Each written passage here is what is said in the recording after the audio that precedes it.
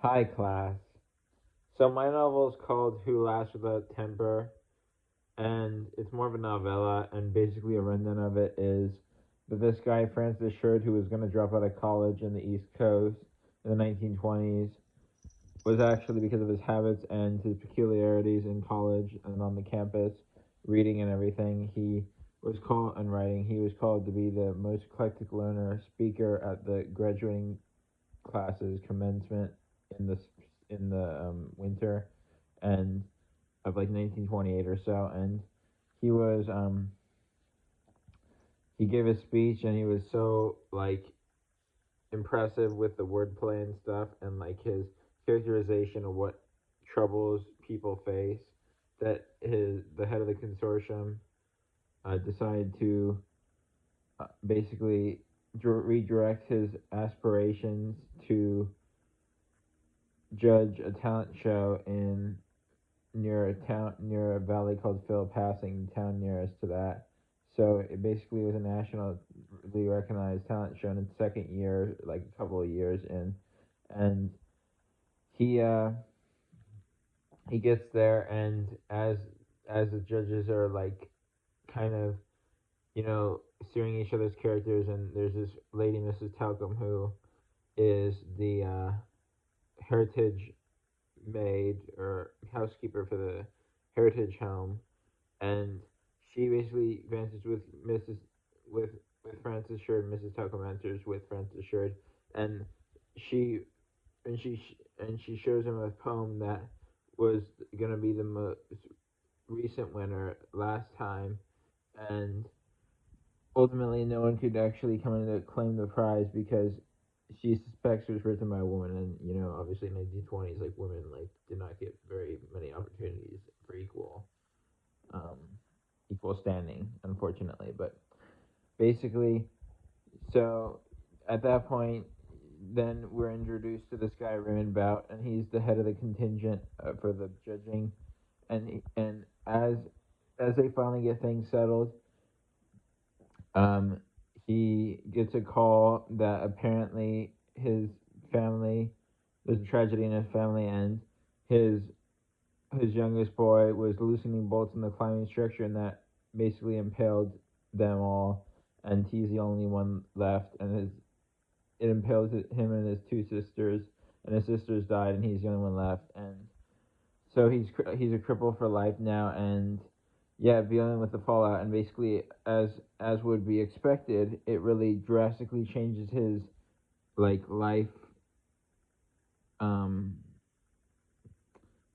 sense of life, like reality and everything. So he kind of is crazed now, and they have to fight.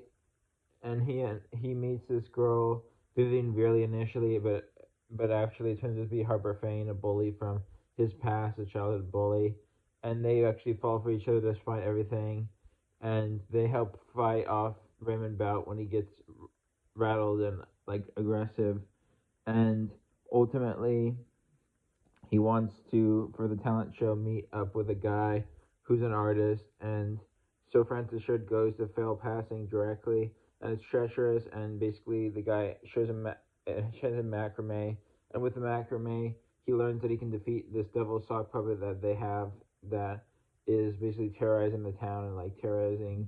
It's like a demon from the past. It goes from Francis Sheridan and Harper Fane's past, and yeah, they meet this guy Vilglera he meets Vilglera in the valley, and ultimately Vilglera is the angel of death, the angel of the valley of death. So he's a dark angel, and he terrorizes them too. And while um, Francis Short is trekking back to his field station area hideout where Harper Fane was, formerly known as Vivian Veerley, was um, tracking was lodging, he discovers that not only has she been possessed by Vilgler and the terrorist demon, Vilgler works spells and is very conniving, and basically, so she and Rain Bout are allied, and they're erratic, and while Harper Fane flees, Rain Bout basically kills more people and like fights them all, and then they have to like finally kill him even though it wasn't his fault. Basically, yeah, they go to the nanny's house of Amelia Bout, who is Rambout's son, and yeah, Harper Fane and company try to make him basically like get demented and follow suit with the dad, and basically like yeah, bad influences. So they have to defeat them basically with magical macrame and enchanted macrame, and also with Phil Glur they fence him into Phil passing after his wings are clipped in battle, and that only that is the way that they everything returns to normal, the new normal, and people are, and life is saved, and humanity to some degree is saved. So yeah, that's my story.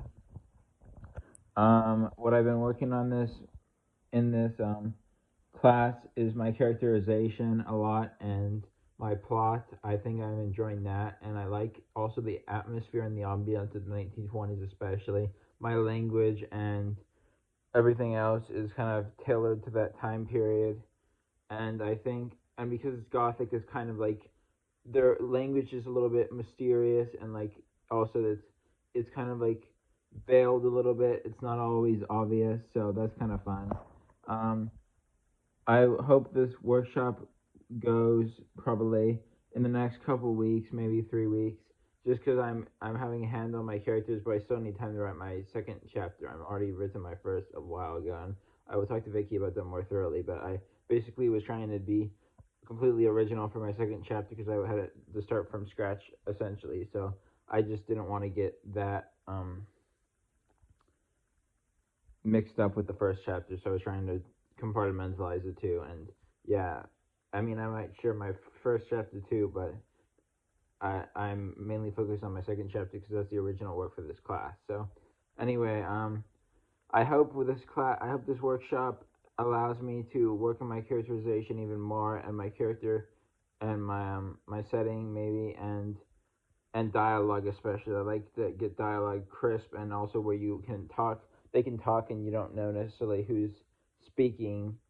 So or you know who's speaking by the dialogue. I mean, so that'd be good to have it instead of it being oblivious or like unconcise with um who's speaking, you know, already by not just because it's like he said or she said, it's because of their language. So I want that especially. So I look forward to this class, this next step of this class, and I hope to see my workshop buddies in due time. Bye.